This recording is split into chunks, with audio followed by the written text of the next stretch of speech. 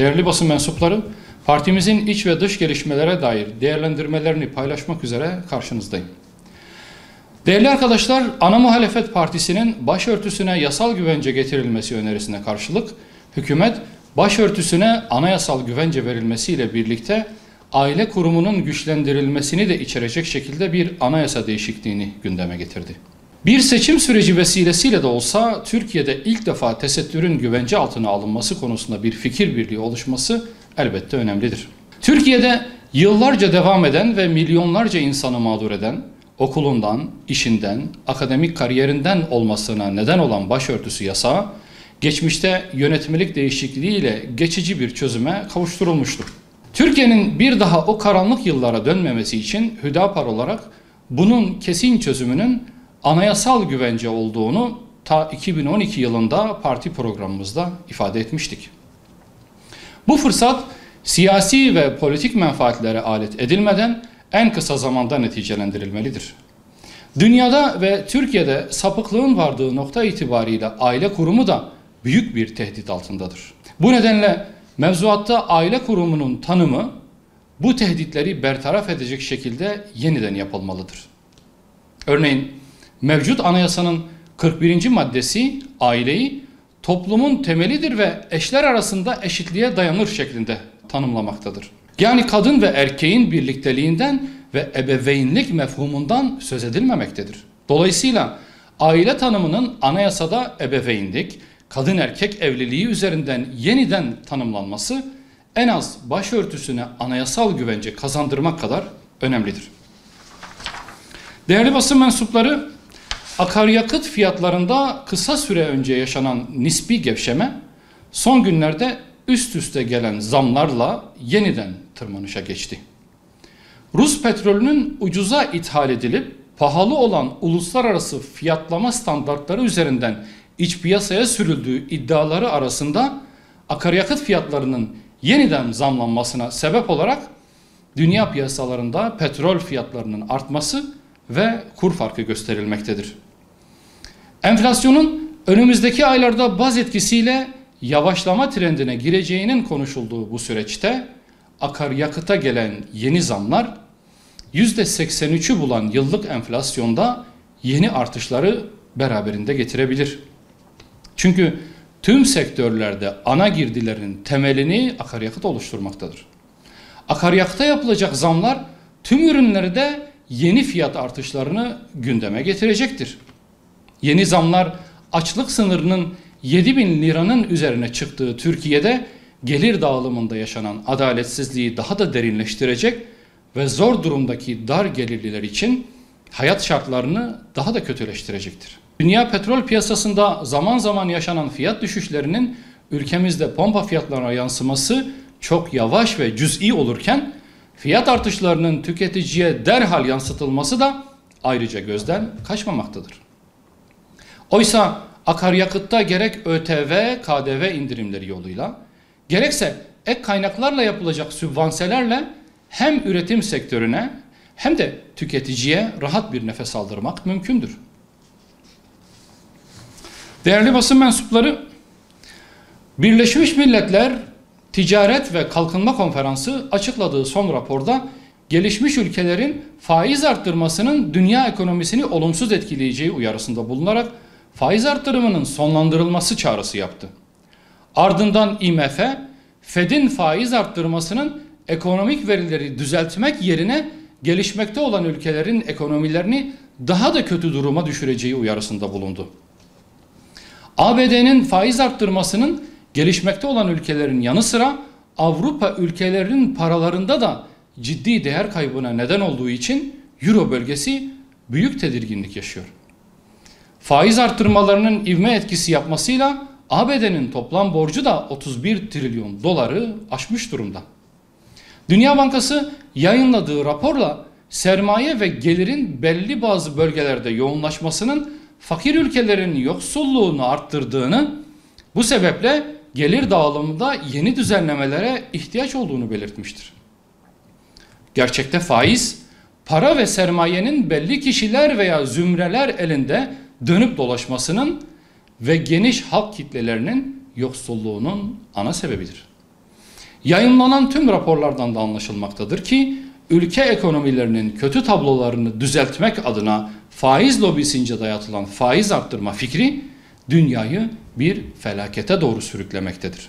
Daha adil bir paylaşım için dünya genelinde gelir ve refahın adil dağılımını sağlamaya yönelik planlamalar yapılması aciliyet arz etmektedir. Aksi takdirde faizi dayatanların kontrol edilemez bir güç haline gelmeleri, doymak bilmeyen iştahları ve açgözlülükleri sebebiyle dünyanın büyük savaşlara sürüklenmesi kaçınılmaz olacaktır.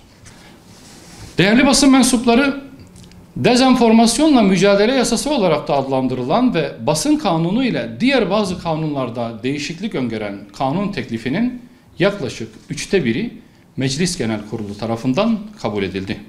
Küreselleşmenin de aktörlerinden olan basının, sosyal medyanın ve diğer dijital mecraların toplumları kültürel ve politik olarak dizayn etmekte etkili bir güç olduğu bilinmektedir.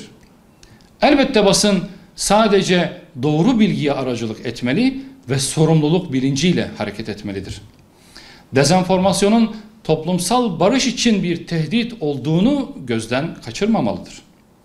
Geleneksel basın ve diğer dijital mecralar ifade hürriyeti bağlamında korunmalı ve desteklenmelidir. Fakat algı operasyonlarının veya sosyal dizayn girişimlerinin bir parçası haline getirilmesine de engel olunmalıdır. Bununla birlikte toplumu dezenformasyondan korumak için hazırlanan kanun teklifi, bireylerin inançlarını ve düşüncelerini özgürce paylaşmalarına engel olacak, düşünce ve ifade hürriyetini kısıtlayacak ve her an fişlenme korkusuyla karşı karşıya bırakacak bir tehlike barındırmamalıdır.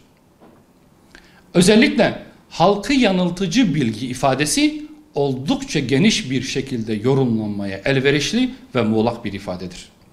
Suç oluşması için kesin ve sabit sınırlar belirlenmeli, kişilerin ifade ve düşünceyi yayma hürriyetinin kötüye kullanılmaması için yasal önlem alınmalı, ancak en küçük bir bilgi yanlışının, hiciv veya eleştirinin, bunları sosyal medyada beğenmenin veya paylaşmanın suç olarak değerlendirilmesine de yol açılmamalıdır. Bu tür bir olumsuzluğa mahal verilmeden kanun metni düzeltilmeli, suç tanımı net yapılmalı ve insan hakkı ihlallerinin önüne geçilmelidir. Değerli arkadaşlar, Türkiye Siyonist rejime 4 yıl sonra büyükelçi ataması gerçekleştirdi. Önce Mavi Marmara davasının düşürülmesini sağlayan hükümet, şimdi ise Siyonistlerle ilişkileri ilerletme sürecine girmiştir. Varlığı gayrimeşru olan bir zorba rejimle ilişki geliştirmek Türkiye'nin ve bölge halkının zararına olacaktır.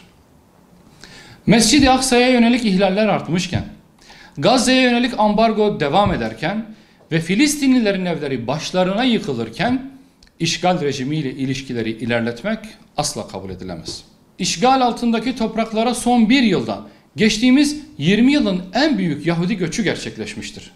Rusya-Ukrayna savaşını lehine kullanmak isteyen Siyonist rejim tüm Yahudileri işgal ettikleri topraklara yerleşmeye çağırmaktadır. Filistin topraklarında etnik ve dini soykırım gerçekleştiren Siyonist rejim bölgenin demografik yapısını tamamen değiştirmeyi amaçlamaktadır.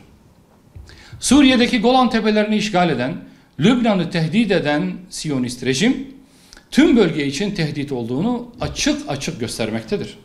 Ancak buna rağmen en çok da Müslüman ülkelerin hükümetleri tarafından desteklenmektedir. Varlığı gayrimeşru olan bu Siyonist işgalcilerle ilişki kurmak değil, işgal ve katliamın hesabını sormak için mücadele edilmelidir.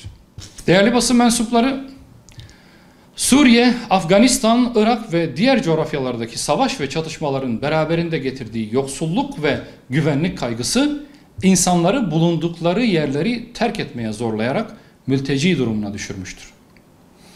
Avrupa'ya geçmeye çalışan mülteciler Ege ve Akdeniz'in azgın sularıyla mücadele etmenin yanında ne yazık ki Avrupa ülkelerinin, özellikle de Yunanistan'ın insanlık dışı uygulamalarına ve saldırılarına da maruz kalmaktadırlar. İtalya'nın Lampedusa adası açıklarında 3 Ekim 2013'te 9'u çocuk, 83'ü kadın, tam 368 göçmenin hayatını kaybettiği felaketi üzerinden tam 9 yıl geçti. Birleşmiş Milletler Uluslararası Göç Örgütü Akdeniz Şubesi yaptığı bir açıklamada Akdeniz'in orta kesiminde yaşanan büyük felaketlerden biri olan bu hadisenin üzerinden geçen 9 yılda hayatını kaybeden göçmenlerin sayısının yaklaşık 25 bin olduğunu açıkladı. Yunan sahil güvenliğine bağlı birimler mültecilerin botlarını geri itme, denizin ortasında batırma, sınırda yakaladıklarını kışın ortasında çırılçıplak soyarak işkence etme ve Türkiye sınırına bırakmayı sistematik olarak uygulamaktadır.